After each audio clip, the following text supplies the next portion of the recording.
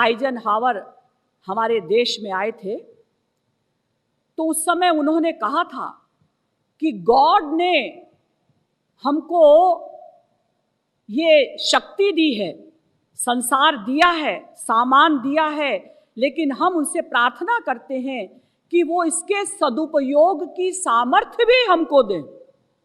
तो जो सदुपयोग के सामर्थ्य की बात है ना, वो अध्यात्मवाद से ही आएगी। हर नेता कहता है, हर संत कहता है, हर माता पिता कहते हैं, सच बोलो, झूठ मत बोलो, हिंसा मत करो, लोगों पर दया करो, छल कपट मत करो। कौन सी गवर्नमेंट कहती है झूठ बोलो, लेकिन फिर भी हम झूठ बोलते। लेकिन अगर कोई हमसे झूठ बोलता है तो हमको बुरा लगता है।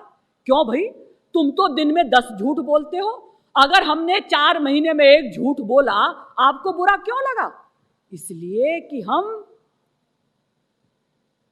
उस सुप्रीम पावर, उस अनंत ब्रह्मांड नायक भगवान के अंश हैं।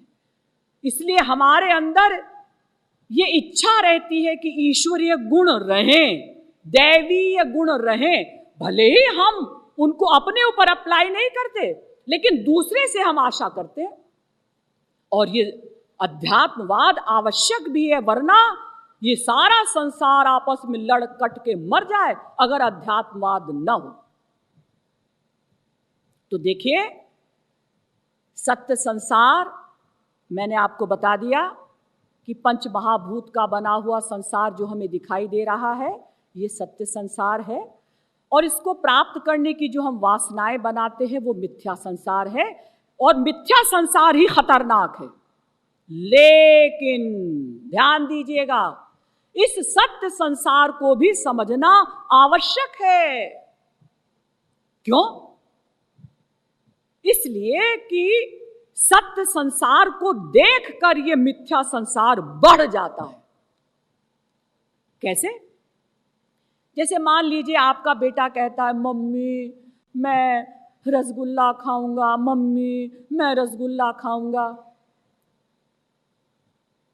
तो जब तक रसगुल्ला नहीं आया तब तक कभी उसे रसगुल्ले की याद आती है, कभी फिर खेलने लगता है, फिर रसगुल्ले की याद आई, फिर पढ़ने लगा। लेकिन अगर रसगुल्ला सामने रख दिया जाए तो फिर बच्चा कंट्रोल नहीं कर सकता, वो रसगुल्ला मय हो जाएगा।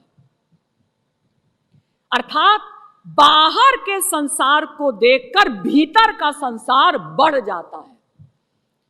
अगर आप कभी अपने दुश्मन का चिंतन करते हैं, वो बदमाश कहीं का रमेश, बड़ी बड़ी मूंछों वाला, काला काला, जब आएगा तो मैं उसके दांत तोड़ दूंगा। तो कभी आप दुश्मन का चिंतन करते हैं, कभी भूल जाते हैं, फिर दुश्मन का चिंतन हुआ, फिर भूल गए। लेकिन अगर दुश्मन सामने खड़ा हो गया, अच्छा बदमाश कहीं के, कल तूने मेरे लिए ऐसा कहा था।